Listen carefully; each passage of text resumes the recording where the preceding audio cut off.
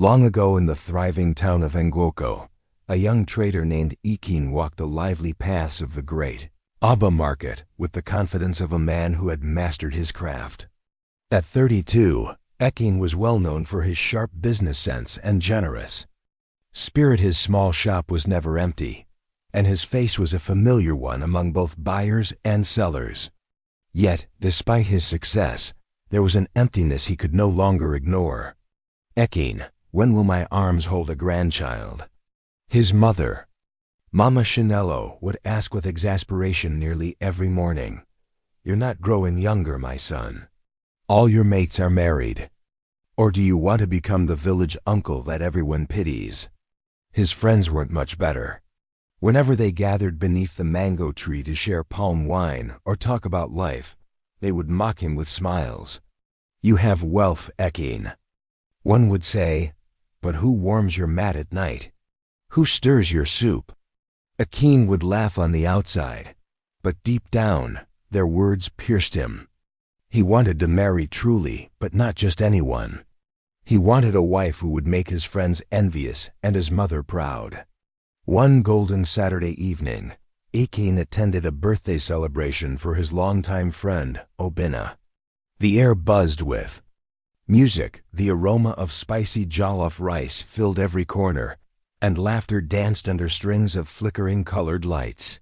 Ekin sat quietly with a drink, letting the atmosphere wash over him until he saw her.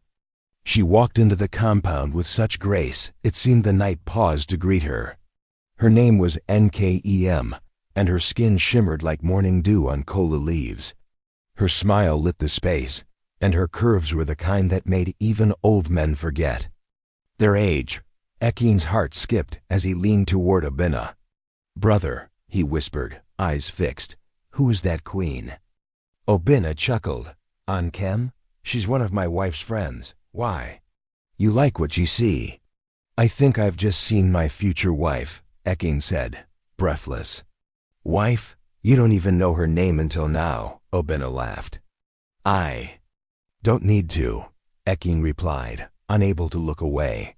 "She's everything I've dreamed of." That night, Ekin found a way to approach Nkem.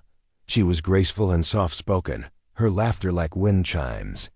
Before the party ended, she had given him her number, and as she left, Ekin smiled to himself. "The search is over," he whispered. The very next morning, he called her. By evening, they had already shared their first date. Days turned into weeks, and Ekin grew more certain this was the woman for him. But before taking the final step, he sought counsel, as was tradition.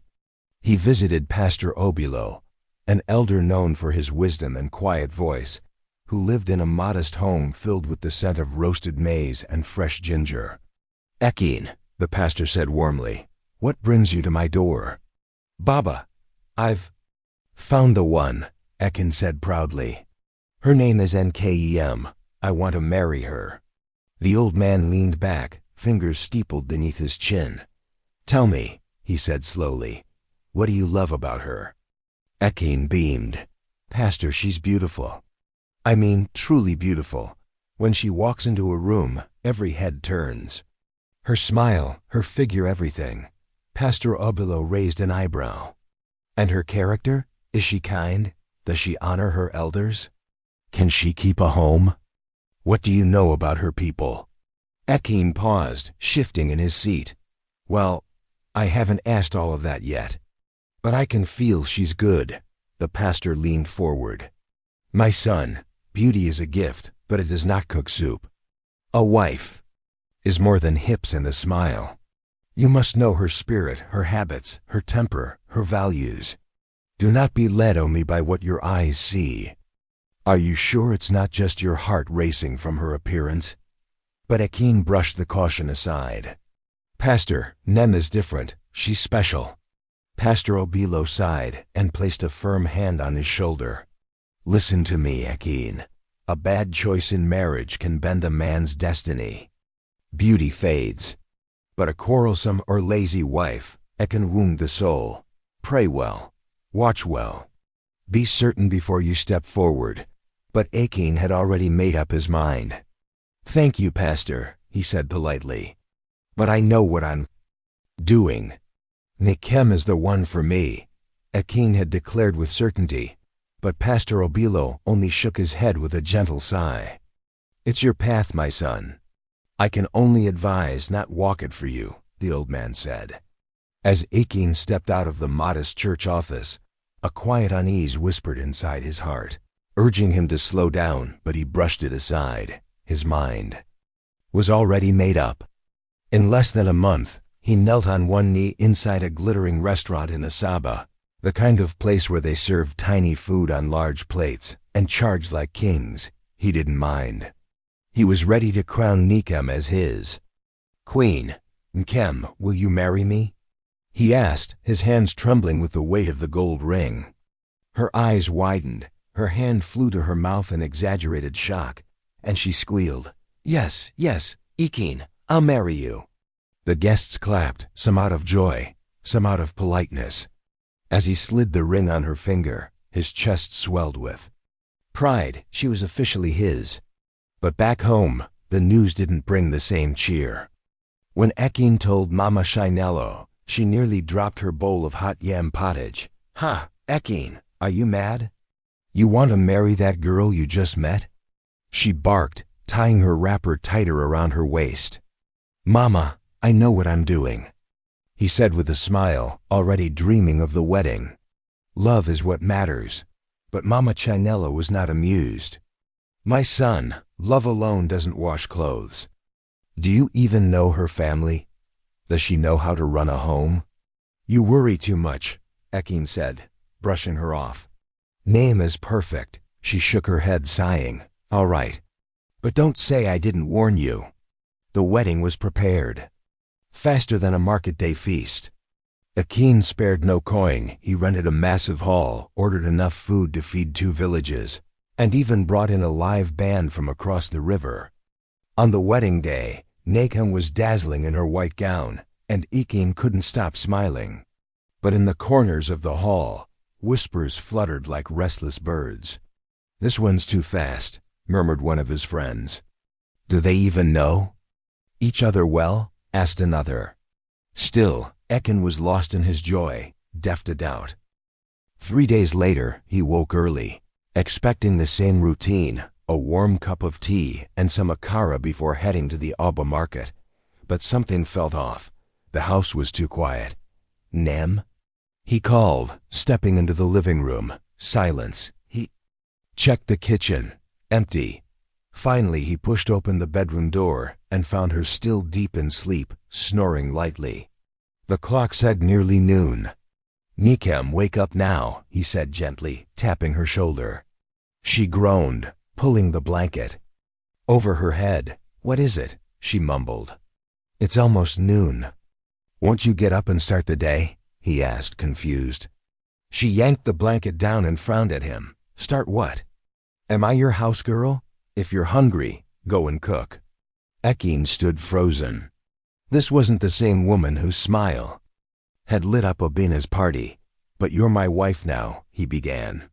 "Leave me alone," she snapped, turning away. "I need my sleep." He stood in the doorway, unsure, shaken. Maybe she was tired from the wedding, he reasoned.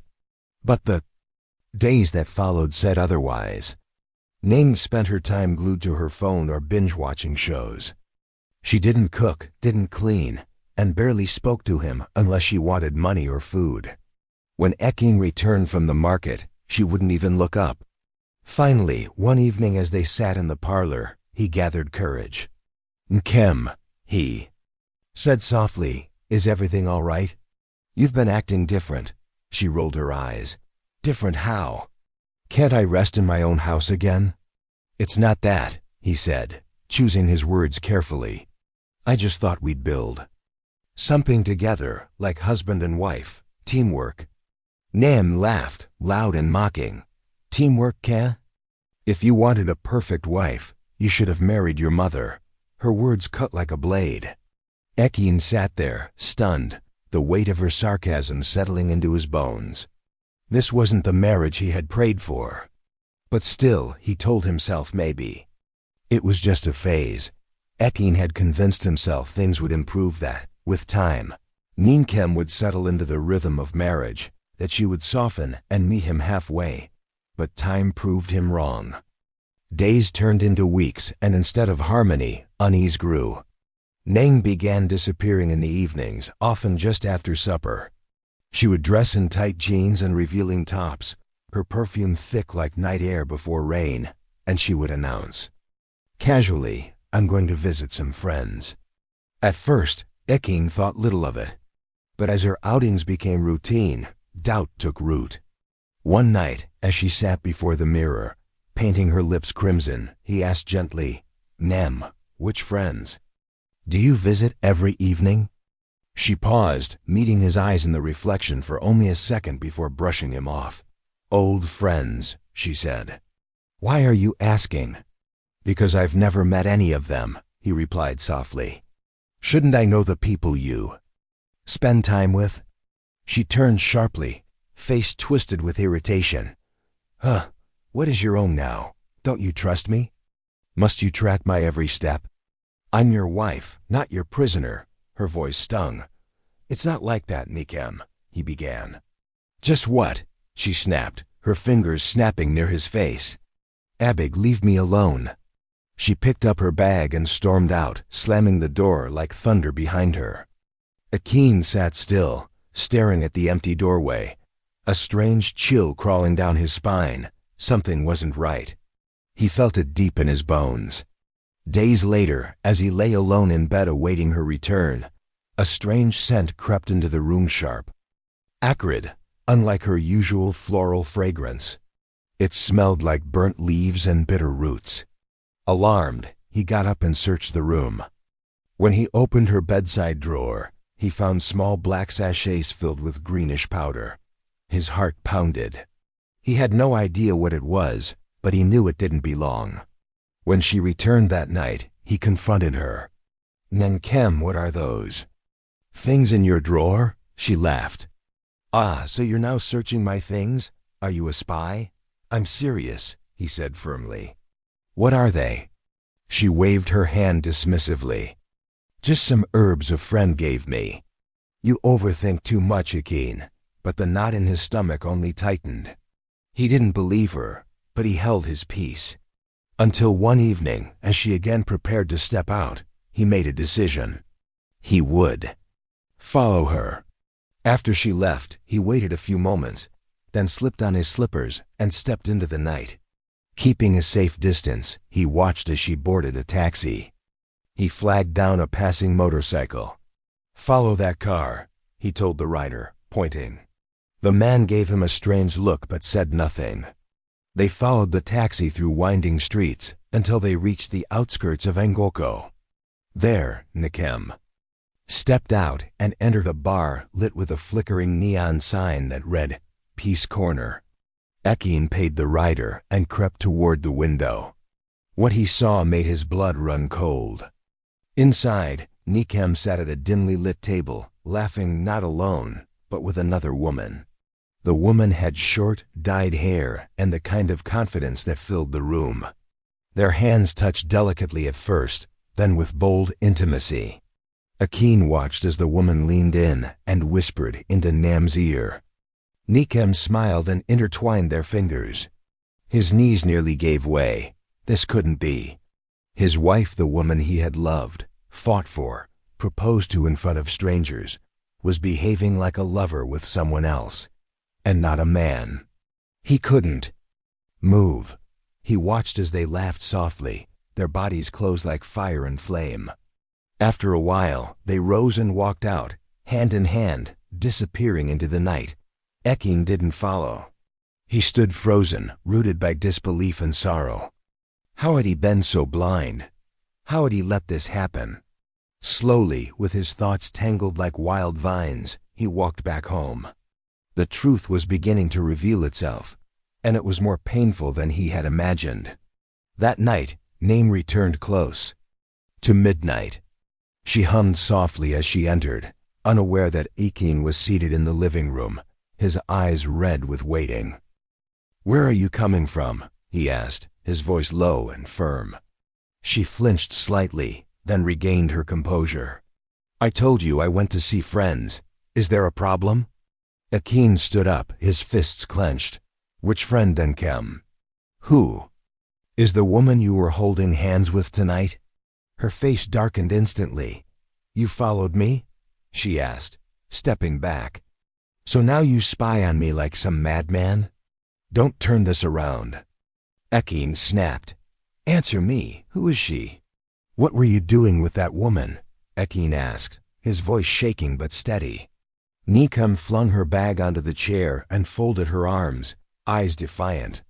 And so what if I was with her? Is that a crime now? Why are you interrogating me in my own husband's house like I'm on trial? Akin stepped forward, his fists clenched at his sides. Stop pretending, Nem. I saw you. I saw how close you two were. What's really going on? Ngwoko rolled her eyes with a dramatic sigh and shook her head. So you won't rest until I say it, Abi? Fine, I'll tell you what you clearly want to hear. Yes, I'm attracted to women. There, are you happy now? The words cut through Akin like a hot blade. His breath caught. He stood still, rooted by shock, his mouth open, but no words came. You think I married you because I loved you? She continued, her voice sharp and cruel. Let me spell it out for you. I married you because I needed to shut my family up. They were on my neck day and night, Mary. You were perfect, a fine mugu, easy to impress. Blinded by beauty, Akin staggered back like a man struck. Nem, all this time. So our marriage meant nothing to you? She scoffed, bitter and loud. Marriage? Please. Stop deceiving yourself. You didn't marry me for love either. You married me for my hips and backside. Now that you've got it, enjoy it. Akin slumped into the nearest chair, his heart sinking like a stone in the river. His whole world had turned upside down. In the days that followed, things grew worse. Ngwok's strange behavior became more obvious the late nights, the odd smells, the secretive calls that always came past midnight. One morning while she was out, Akin gathered his courage and searched the house. He opened her drawers, peered into handbags, and dug through wardrobes. What he found chilled his blood. More of those greenish sachets tucked inside her purse, and then a folded document. A police report, old but still damning. It revealed that Nkem had once been arrested for drug possession. His fingers trembled as he read it. When Ngwoko returned that afternoon, he was waiting for her. Nem, what are these? What have you been hiding? She chuckled, tossing her scarf aside. Ah, so you've gone full houseboy now, snooping through my things? Don't joke about this, Akin yelled. These are drugs. You've been arrested before. How could you keep all this from me? She yawned and dropped onto the couch. Look, you married me, so manage me as I am. I'm not some fairy tale wife from those church sermons. This is the real me. If you don't like it, that's your headache. Rage welled up in Akin. Don't you have shame? He shouted. Do you even hear yourself? Ngwoko stood and pointed at him. Shame for what? You chose me because of my curves, not my character. So don't act surprised now that the package is different than the wrapper. You wanted a trophy wife, you got one. Enjoy it. Akin collapsed into a chair, burying his face in his hands. He couldn't believe the woman he had proposed to with such hope and pride was now like a total stranger. The warnings had all been there, yet he ignored them, drunk on her beauty. Now he was paying the price. Without another word, Ngwoko grabbed her bag again. I'm going out. Don't wait for me. She walked out the door with the same confidence she'd entered his life with, loud and careless. As the door slammed, Akin sat in the echo of silence, overwhelmed with regret. This wasn't a marriage, it was a nightmare. The next day, he found himself sitting in Pastor Obilo's office, head bowed low, unable to lift his eyes. His hands nervously twisted the hem of his shirt. When he finally spoke, his voice was broken. Pastor, I've messed up. I've made a terrible mistake." Tears rimmed his eyes, but he wiped them quickly. Pastor Obelo leaned forward, his expression calm but serious. "Tell me what happened, my son." Akin took a deep breath. "Everything. You warned me about. It's all true. Nina isn't who I thought she was. She's into bad things. She doesn't love me. She told me to my face I was just a cover to keep her family quiet." The pastor sighed heavily. "Akin, I'm not here to scold you or say, 'I told you so.' What's done is done. Now we must talk about what comes next." "But Pastor," Akin interrupted, "marriage is supposed to be forever. I feel trapped. What will people say if I walk away?" "Yes, marriage is sacred," Pastor Obelo said softly, "but it is not a prison. The Almighty does not intend for you to rot in regret over a wrong turn. If this union has become a burden rather than a blessing, seek His face. Ask for guidance. He will lead you right." Akin nodded slowly, his heart heavier than iron. When he left the church, he didn't go home. He went straight to see Mama Ebube, his mother. She sat in the living room slicing yam peels into a basket, her wrapper tied high around her waist. As soon as she saw his face, she stopped mid-slice. "Akin," she said with concern, "what is it? You look like the sky is sitting on your shoulders." He fell to his knees in front of her. "Mama," he said with a cracked voice, "I made a mistake, a very big one. Nam is not the woman I thought I married." His words trembled as they came out. Mama paused, her knife hovering in midair. "My son, I won't lie to you.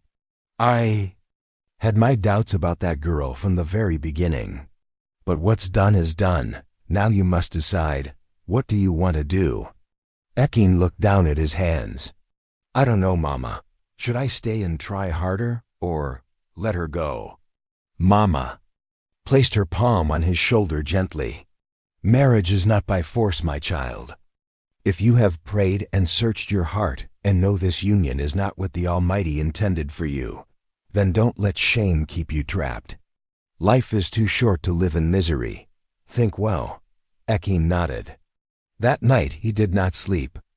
He knelt beside his bed from midnight till dawn, praying, weeping, seeking clarity. Days turned into weeks as he wrestled with his soul, and at last, the clarity he sought came like a whisper on the wind. That evening, he summoned Nekem to the sitting room. She sat on the edge of the couch, glued to her phone, barely acknowledging him. "Nekem," he began calmly, "we need to talk." She looked up, bored. "About what now?" "I'm busy." "About this marriage," he said, his voice firmer. "It's not working." Nekem scoffed and leaned back. "Finally. I've been waiting for you to say something. Honestly, this whole marriage thing has been stressing me. You're too serious.